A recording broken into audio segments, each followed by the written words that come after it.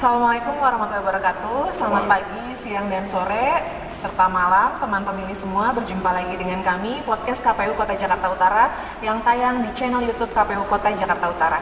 Pada kesempatan ini kita akan membahas tentang partisipasi kelompok rentan pada penyelenggaraan pemilu dan pemilihan.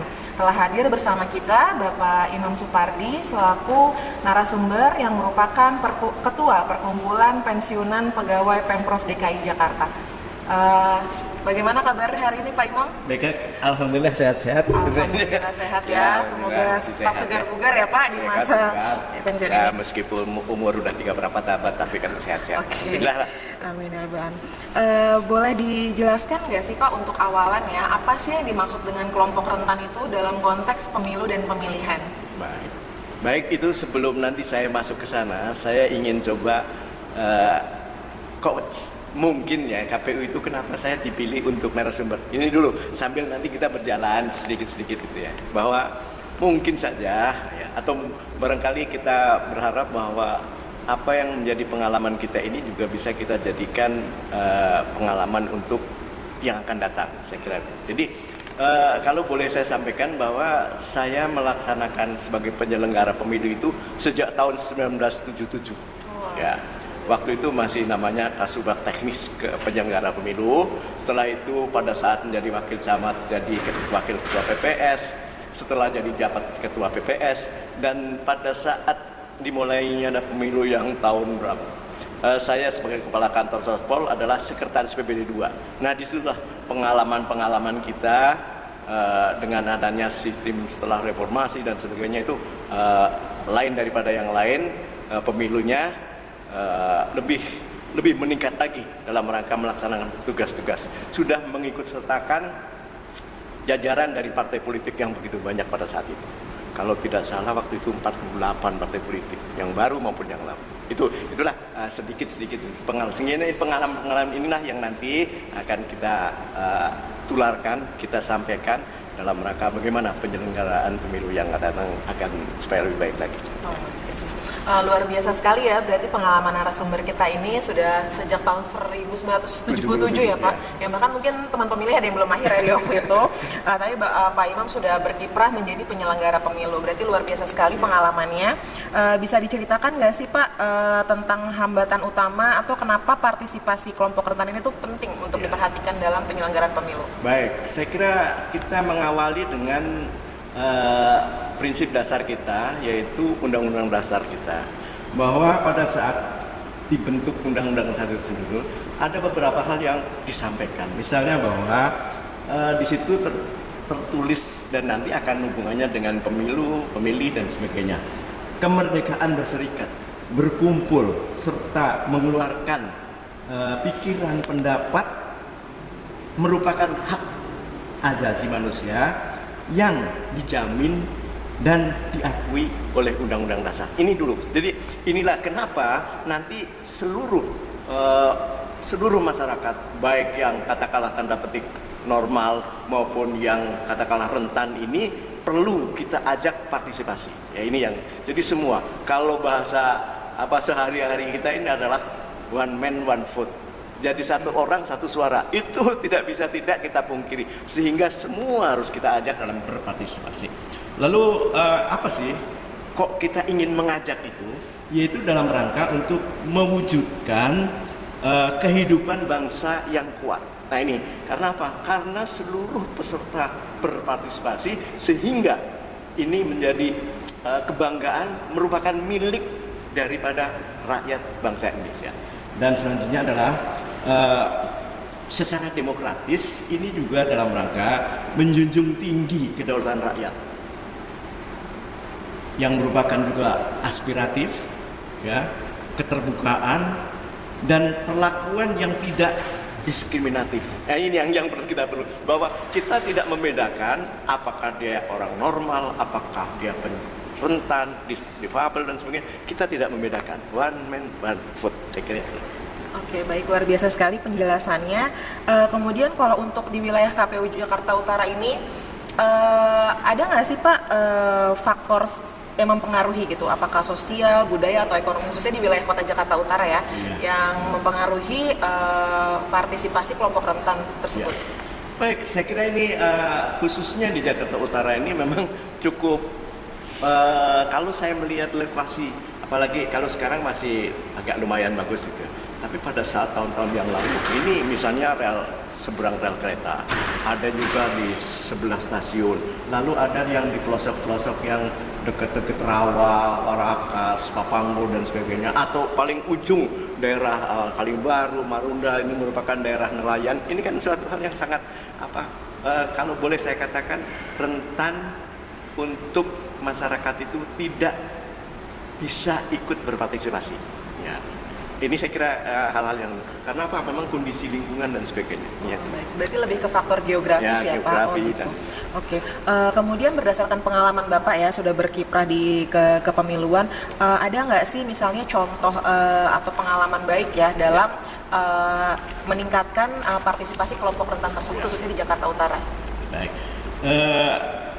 Sebetulnya apa sih kelompok rentan itu? Ini juga yang perlu kita coba ini dulu. Kelompok rentan itu apa saja dan apa hubungannya dengan sosial ekonomi dan sosial politiknya gitu. Jadi kita nanti tidak akan terlalu banyak sosial ekonomi dan sebagainya, tapi kita akan bawa ke arah sosial politiknya karena apa? Ini merupakan kegiatan-kegiatan untuk pemilu, kepemilian dan sebagainya. Ini saya kira satu. Ya. Jadi kalau kita mau berbicara masalah rentan, ini merupakan kalau kita baca dari Kamus Besar Bahasa Indonesia KBBI, itu adalah merupakan kata sifat yang berarti rentan ini mudah untuk terkena penyakit. Ini kalau secara fisiknya ya. Lalu peka ini secara mentalnya ya. Mentalnya mudah merasa atau terbuka terhadap bahaya dan serangan dari hal-hal yang tidak baik dan sebagainya. Ini secara psikologis kan demikian ya. Jadi itulah yang kalau kita bahasakan bahwa rentan ini merupakan hal orang-orang yang perlu peka dalam rangka menapaki kehidupan ini. Nah, lalu apa?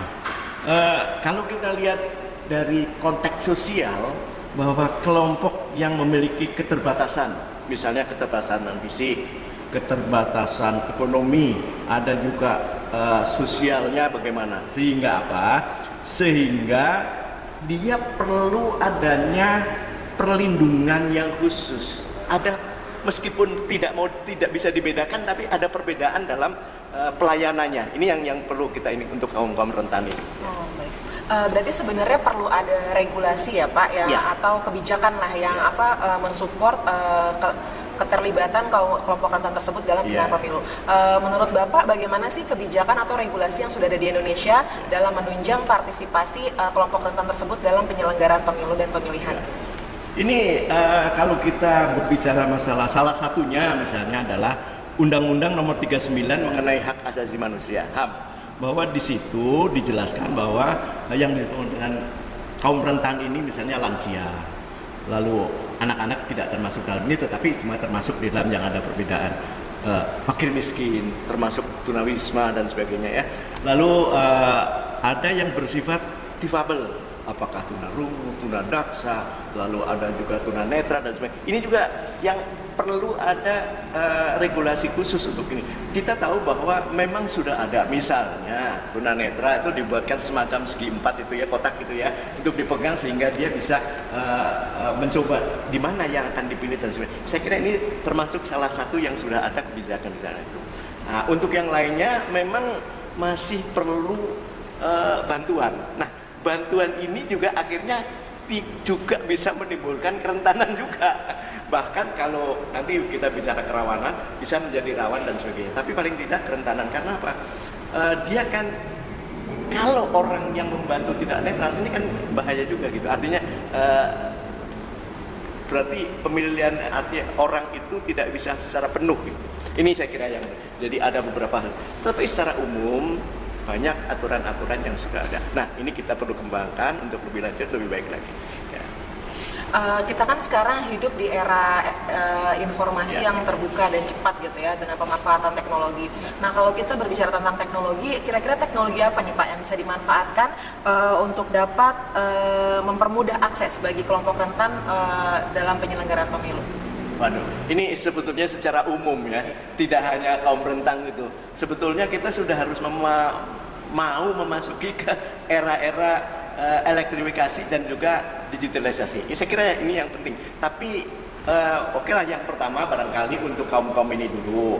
Tapi itu pun kan perlu ada sosialisasi yang lebih jauh juga. Tidak, kalau bahasanya tidak asal mereka disuruh ikut elektrik, suruh ikut digital dan sebagainya, kan tidak. Jadi perlu ada. Nah, sosialisasi ini. Tapi ini sebetulnya perlu. Bahkan tidak hanya mereka, seluruh masyarakat kalau memang sudah bisa, ini akan lebih meningkatkan kualitasnya. Dan kuantitasnya juga nanti akan bisa banyak, karena kan orang hanya datang sebentar dimanapun juga, ini sudah gampang. Saya kira ini yang perlu. Nah, perlu kita pikirkan bersama lah untuk untuk kemajuan kita. Harapannya teknologi itu memudahkan ya Pak ya, jadi informasi juga lebih mudah untuk diakses bagi siapapun, tidak hanya kelompok rentan. Oke, baik Pak. Kemudian kalau misalnya kita berbicara nih dengan gambaran kelompok rentan yang pada saat ini ada di wilayah Kota Jakarta Utara itu seperti apa Pak? Mungkin bisa disampaikan agar teman pemilih juga bisa mengetahui ya bagaimana kondisinya saat ini di Kota Jakarta Utara. Baik, kondisi kerentanan yang bisa kita catat dan kita ambil data angkanya, ini di Jakarta Utara saya kira cukup lumayan banyak juga ya. Misalnya saja ini untuk yang penyandang disabilitas ya, difabel, ini misalnya yang fisiknya ini kurang baik misalnya, itu cukup banyak juga, sekitar ada 4.000 lebih. Lalu yang difabel tergantung inteleknya, lalu ada mentalnya dan sebagainya. Lalu yang wismaru, misalnya ini tunawisma, lalu ada yang tunarungu, tunanetra, dan secara umum jumlahnya itu kurang lebih ada hampir 10.000, 900 9.000 sekian itu, hampir 10.000 lah. Jadi ini kalau dihitung dari persentase pemilih secara keseluruhan itu ya mungkin 1 atau 1,5%, mungkin 1% barangkali ya. Tetapi kalau dilihat angka 1%, tetapi secara individu ini kan betul kita perhatikan ya. Ini saya kira dua ini. Lalu kelompok yang lansia. Nah ini lansia ini juga memerlukan perhatian khusus. Tidak semua lansia kan mampu untuk menjalankan fungsi-fungsi dalam rangka melaksanakan pemilihan ini. Karena kemungkinan kondisi fisiknya, karena dia juga masih harus bekerja dengan yang lain dan sebagainya. Nah ini lansia yang umur 60 tahun ke atas ini cukup lumayan juga ini. Kalau saya lihat angkanya itu sekitar 157 lebih, hampir 158.000. Kalau dihitung dari angka keseluruhan persentase dari pemilih kan ini sudah hampir berapa persen itu? Ya sekitar hampir 10% mungkin ya. Jadi ini lumayan juga, ini perlu kita perhatikan. Jadi kondisi-kondisi inilah yang perlu kita perhatikan agar supaya mereka jangan merasa ada diskriminasi, ada diperbedakan dan sebagainya. Harus kita Nah, bagaimana perspektif kita dalam rangka nanti menangani kerentanan ini dalam rangka pemilu, pemilihan dan sebagainya. Ini saya kira yang perlu kita jelaskan juga. Kemudian kalau misalnya nih Pak, kita berbicara soal dampak ya, gitu kan. Kira-kira dampak jangka panjang apa nih yang akan terjadi apabila kelompok rentan ini terus terpinggirkan gitu ya dalam pelaksanaan demokrasi? Biar teman pemilih juga tahu gitu ya, bisa disampaikan mungkin Pak? Ya. Baik ya, kalau kita lihat dari kondisi yang ada sekarang ini, yang saya sampaikan tadi bahwa ada lansia sampai sekian persen, ada difabel dan sebagainya. Ini kan merupakan hak seseorang untuk menyampaikan pendapat melalui pemilihan dengan memilih, memberikan hak suaranya. Kalau ini terpinggirkan dan ini orang-orang merasa bahwa tidak diberikan hak yang sebenarnya, ini nanti dia akan merasa kecewa dan sekaligus dia akan merasa untuk apa pemilu?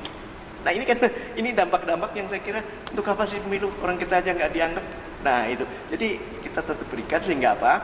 Ini dalam rangka meningkatkan partisipasi mereka dalam rangka ikut memberikan hak suaranya dalam rangka melaksanakan demokrasi yang kita inginkan, kita cita-citakan. Ya, kita perlu ya adanya, sehingga yang sampaikan tadi faktor-faktor ini yang perlu kita berikan perlindungan, kita berikan pelayanan secara khusus kepada mereka. Nah, bagaimana dampaknya secara luas? Ini apabila mereka terpinggirkan dan mereka akhirnya merasa kalau bahasa orang Jawa itu tidak diuongke, ini kan akan membawa dampak yang kurang baik. Akhirnya apa? Bisa menimbulkan kerawanan-kerawanan. Dia tidak senang, lalu bahkan ya mungkin akan merasa bahwa unjuk rasa dan sebagainya, kenapa enggak ini, akan nanti bisa juga dia mengacaukan karena hak dia tidak dipenuhi, hak dia merasa dipinggirkan, pasti akan timbul saya kok tidak diajak padahal orang pesta begitu rupa. Nah, inilah yang perlu. Nah, inilah nanti akan bisa menimbulkan dari kerentanan, akan menimbulkan kerawanan. Kalau rentan itu kan masih potensi yang akan terjadi, jadi belum. Tapi kalau kita sudah bicara rawan, berarti kan sudah terjadi. Nah, kejadian inilah yang kita ini. Apa dampak secara luasnya? Yaitu kita nanti akan bisa masuk pada adanya ancaman mengenai ATHG, ya. Apakah itu ancaman, lalu ada juga tantangan, ada juga hambatan dan gangguan di dalam rangka melaksanakan demokrasi kita, ya. Jadi ini yang bisa akhirnya bisa merusak integritas dan juga kedamaian, dan akan juga merusak kuantitas dan kualitas dari demokrasi itu sendiri. Ini dampaknya lebih jauh. Oh, oke gitu. Semoga dampak itu bisa kita mitigasi begitu ya Pak ya, agar tidak terjadi dampak jangka panjang yang seperti disampaikan Pak Imam tadi. Berbicara tentang dampak, kita kan pasti bisa memitigasi, meminimalisir begitu ya Pak.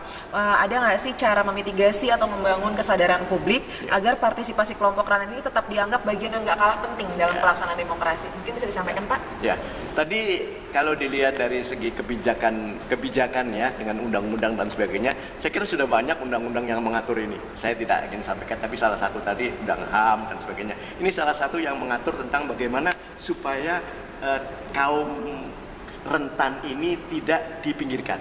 Ini dengan undang-undang, karena apa?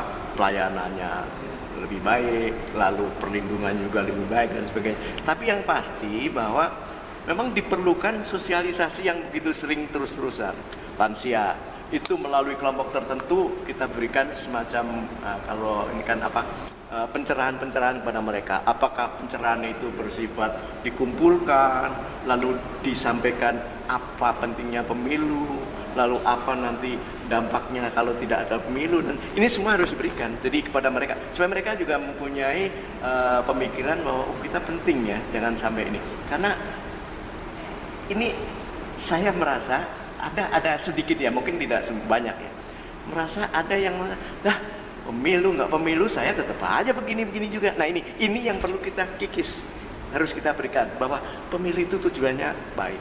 Pemilu itu nanti untuk meningkatkan pembangunan, meningkatkan demokrasi dan sebagainya. Dan ini untuk bagaimana bernegara, bermasyarakat dan sebagainya. Masyarakat itu lebih sadar lagi. Itu yang sosialisasi. Lalu yang itu adalah bagaimana memberikan pelayanan kepada mereka, pencatatannya, misalnya tunawisma, nah pencatatannya bagaimana dan sebagainya, itu sudah lebih diatur lagi. Lalu yang kalau ini sudah bagus ada data dan sebagainya, tinggal nanti secara khusus kaum difabel ini juga diberikan penyuluhan yang lebih baik lagi. Itu yang kira hal-hal yang untuk supaya mereka tidak merasa dipinggirkan, supaya mereka tetap mengikuti anjuran dari KPU untuk melaksanakan pemungutan suara dengan baik. Saya kira ini. Kemudian kalau kita berbicara tentang peran masyarakat sipil ya, kemudian ada juga organisasi non pemerintah seperti yang Bapak pimpin gitu ya, perkumpulan pensiunan pegawai Pemprov DKI. Perannya apa nih Pak yang sudah diambil dalam mendukung partisipasi kelompok rentan, khususnya lansia berarti ya Pak ya, agar mereka tuh nggak apatis lah dalam proses penyelenggaraan pemilu. Bisa disampaikan Pak pengalamannya? Ya, kita secara khusus dalam pertemuan-pertemuan yang bersifat secara umum, kita kalau pada saat hampir misalnya mau pemilu dan kita ajak mereka, kita sadarkan mereka bahwa coba siapa yang belum tercatat dihubungi petugas yang ada, dihubungi RT RW yang ada. Ini kan salah satu ya, supaya mereka juga ini kalau yang sudah diingatkan mana data dan sebagainya, suatu saat di mana TPS-nya dan sebagainya. Ini salah satu ya, kita sampaikan kepada mereka. Lalu juga kita ingatkan pada saat sudah dekat dengan waktunya, diingatkan bahwa nanti pemilu tujuannya apa dan sebagainya. Ini supaya mereka juga lebih sadar lebih. Dan saya pernah dengan KPU Jakarta Utara ini, waktu itu sosialisasi dengan KPU, dengan dulu pensiunan kita kumpulkan, ada berapa orang itu dalam satu pertemuan yang secara rutin. Nah di situ diberikan pencerahan dari KPU untuk sadar tentang pemilu dan sebagainya. Ini saya kira bagus. Yang akan datang saya kira ini baik sekali untuk diteruskan ini. Ya. Kita siap-siap aja kalau yang gitu. Secara umum kita siap. Berarti kalau berdasarkan pengalaman yang Bapak alami, KPU itu udah terus Jakarta Utara sudah cukup menyeluruh lah ya Pak ya, semua lapisan sudah kita ajak gitu kan untuk sosialisasi dan menyampaikan informasi kepemiluan ya begitu. Teman pemilih, sebelum kita masuk ke sesi akhir di podcast ini, kita review sedikit ya apa yang sudah disampaikan narasumber kita tadi. Jadi Pak Imam sudah menyampaikan yang dimaksud dengan kelompok rentan itu adalah individu atau populasi yang memiliki resiko lebih tinggi untuk diskriminasi, kerugian, kesulitan hidup, dan keterbatasan fisik. Lalu siapa aja sih yang termasuk dalam kelompok rentan tersebut? Tadi Pak Imam sudah menyebutkan bahwa yang termasuk kelompok rentan itu adalah lansia, kemudian ada anak-anak, terutama yatim piatu, anak jalanan, ada juga penyandang disabilitas ya Pak dengan berbagai keterbatasan fisiknya, kemudian ada fakir miskin atau masyarakat kurang mampu, ada juga perempuan, terutama ibu hamil, menyusui atau single mother, kemudian ada korban bencana, masyarakat adat, dan kelompok marginal. Nah sekarang kita udah masuk di akhir-akhir nih sesi podcast kali ini. Kita akan bertanya tentang apa sih Pak harapan dan pesan Bapak untuk penyelenggara pemilu dan penyelenggaraan pemilu serta pemilihan ke depannya. Ya, ini sekarang udah tahun 2026 ya. Tahun depan itu udah harus siap-siap lagi itu KPU. Jangan enak-enak aja ini, siap-siap ini.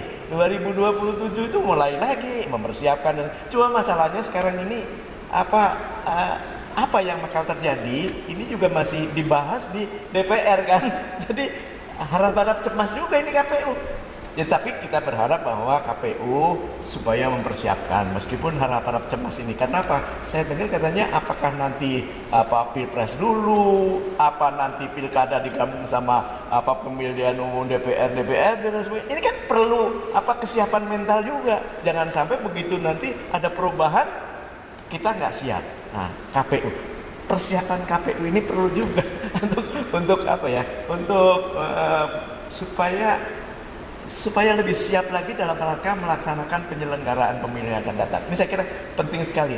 Dan kita berharap bahwa sosialisasi kepada seluruh masyarakat yang baik itu yang rentan maupun yang normal itu perlu kita tingkatkan. Karena apa?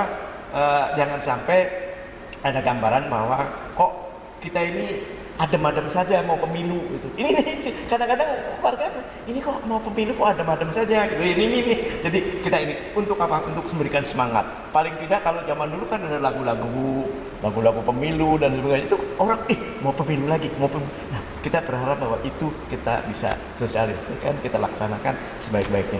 Inilah yang barangkali perlu. Jadi penting sosialisasi, pencerahan kepada masyarakat ini sangat penting.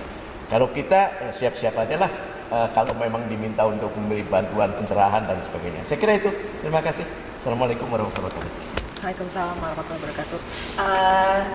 Demikian teman pemilih yang dapat disampaikan. Semoga materi dari podcast ini bisa memberikan excitement dan semangat untuk teman-teman guna mendukung keterlibatan dan partisipasi kelompok rentan di pemilu dan pemilihan berikutnya. Kita jumpa lagi di podcast KPU berikutnya. Apabila teman pemilih memiliki ide atau materi yang ingin kita bahas di podcast KPU Kota Jakarta Utara bisa disampaikan melalui kolom komentar. Terima kasih dan sampai jumpa di podcast KPU Kota Jakarta Utara berikutnya. Aduh. Kayaknya kurang ini ya, kurang salam nggak apa ya.